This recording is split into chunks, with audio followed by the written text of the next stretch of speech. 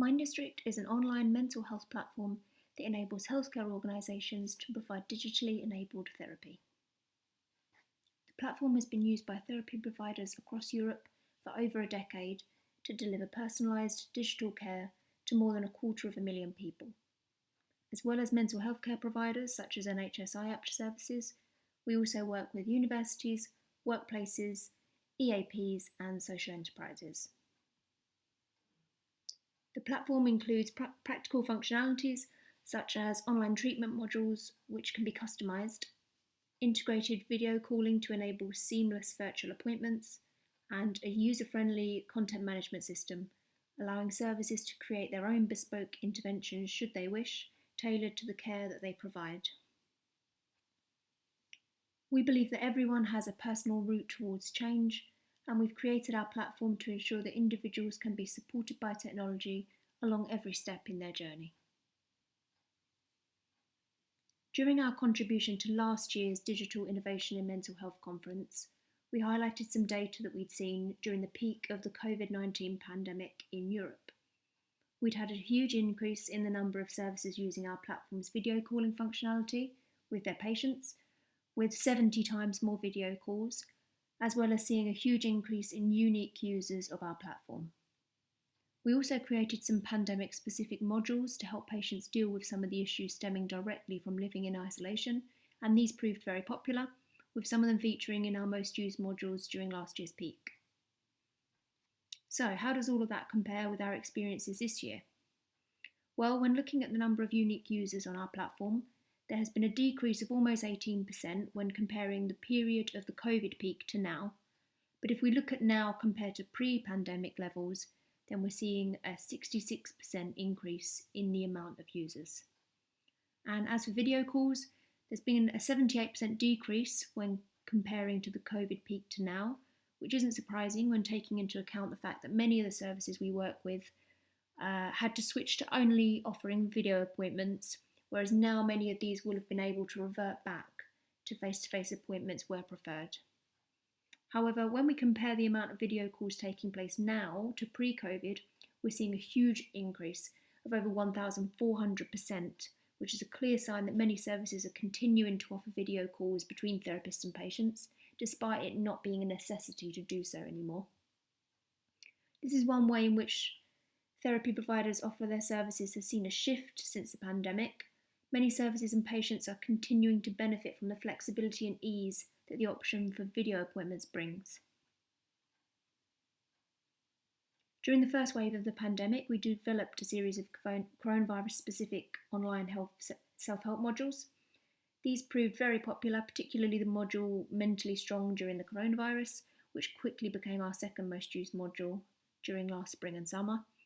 Perhaps unsurprisingly, those COVID-specific modules aren't as well used now, particularly as their purpose was to help users deal with issues that come with living in isolation and staying at home. And since restrictions have been lifted across Europe, the need for patients to get this kind of support hasn't been as prevalent. But as for now, many of our other most used modules are the same as the pre-COVID period, but we're seeing their usage in much higher numbers. These include content on sleeping well, mindfulness, and building self-esteem. We also have some newer modules which have quickly become some of our most used in this period. They include content on thought processing and burnout. The presence of this kind of content being in our most used at the moment could well be an insightful indicator of the kind of issues that people are seeking help for as we come out of the pandemic.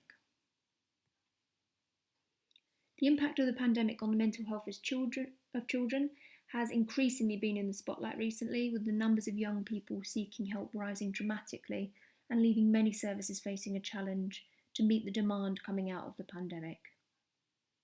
There, of course, isn't a one-size-fits-all approach that will help every children's mental health provider, but as the most tech-savvy age group, in many cases it can be a great choice to engage young people with psychological support that can take place either partly or wholly online.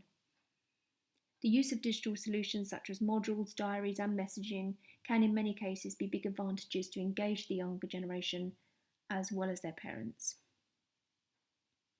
At Minddistrict, we've been expanding the amount of content we have aimed at children and young people.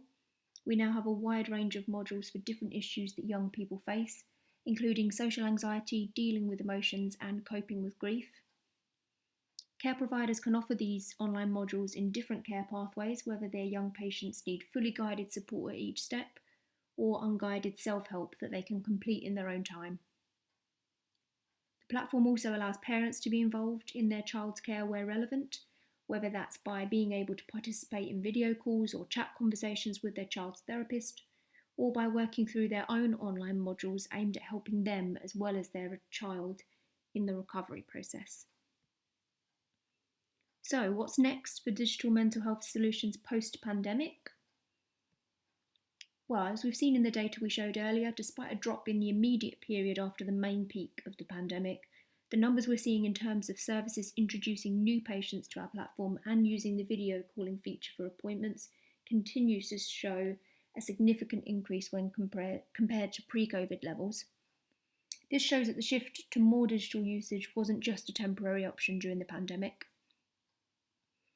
And a report by Imperial College earlier this year found that whilst many health and social care professionals felt that digital solutions led to better outcomes and improved quality and access to care, there were also some concerns around factors such as data security and investment.